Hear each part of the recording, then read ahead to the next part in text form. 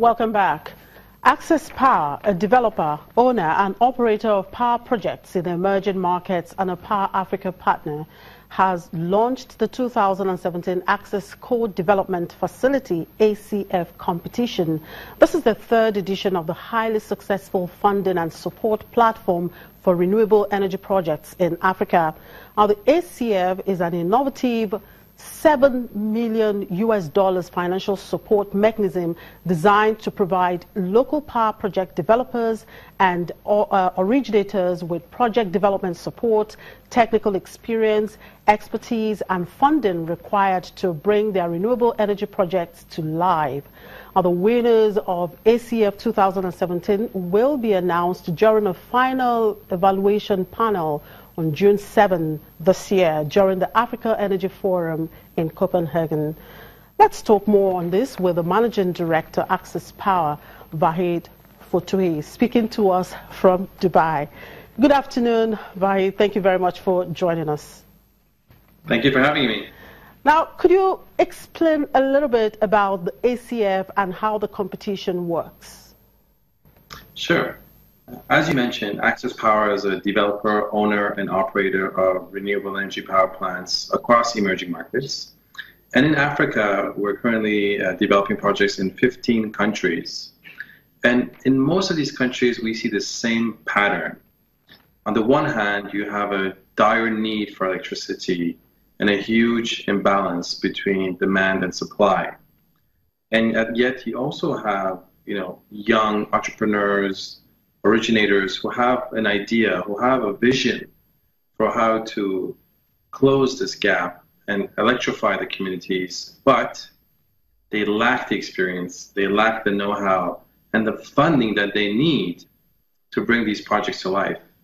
And this is where ACF comes to play. Okay.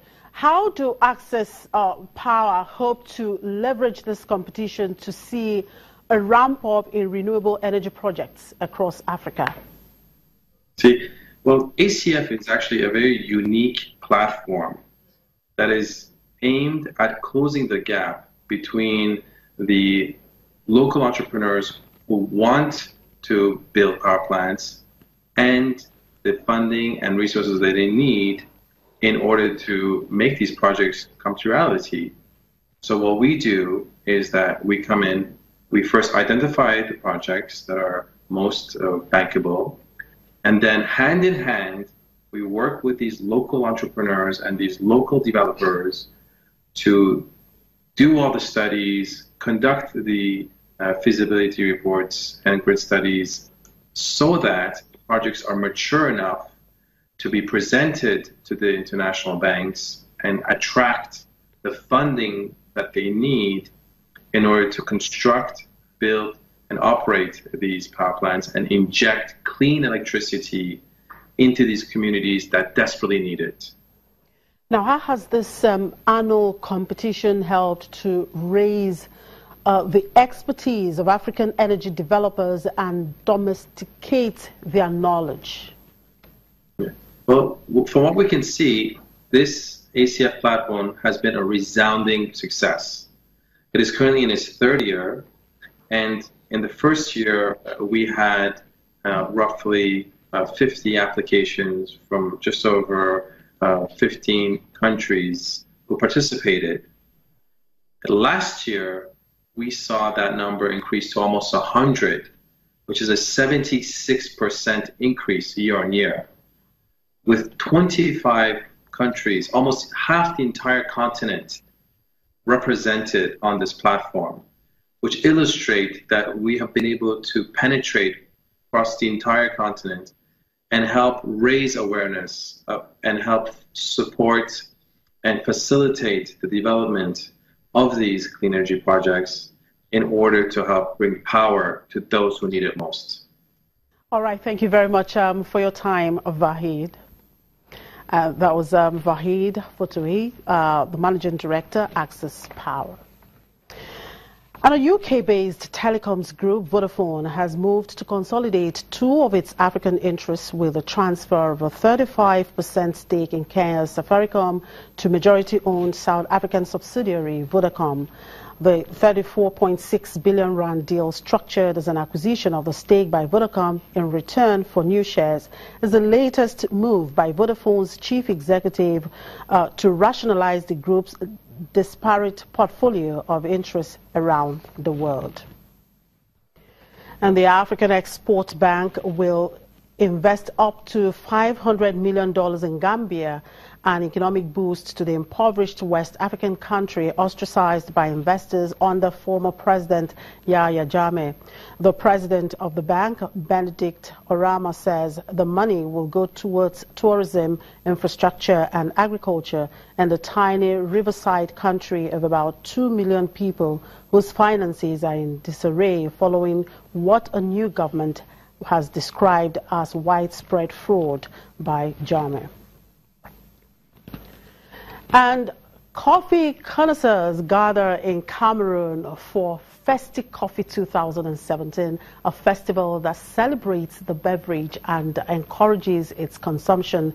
Cameroon is one of the few African producers of robust and Arabica beans and exports across the world, particularly or principally in Germany, Belgium and Russia. Despite coffee being one of Cameroon's main cash crops, the coffee drinking culture has been slow to take off in the country, where most of the coffee produced is processed for the European market. To try and get more Cameroonians to drink coffee, a group of investors in the sector recently held the 4th edition of the Festi Coffee in the capital, Yaoundé, to celebrate and promote coffee.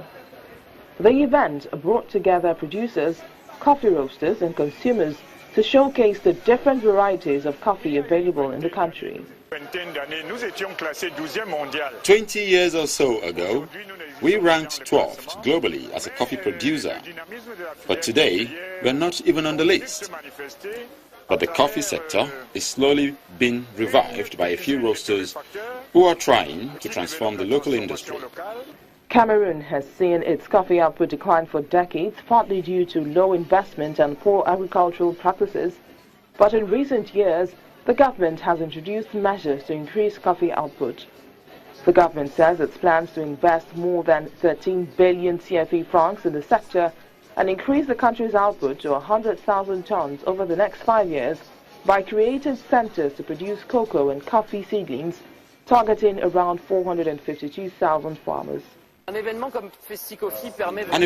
like Festi Coffee gives an opportunity to bring together producers and consumers and showcases the richness of this country. There are regions that have high altitude and others with low altitudes. And when they showcase the different coffee types from both regions, then it shows the richness of the country when it comes to coffee. You can then compare the Arabica and the Robusta from different regions, which will allow producers to see which regions have the best coffee, which will in turn push them to produce the best. Are you a coffee lover? Go to Cameroon. And that's it on the program for today. Thank you very much for watching. I'm Chimize Obi Uwabu.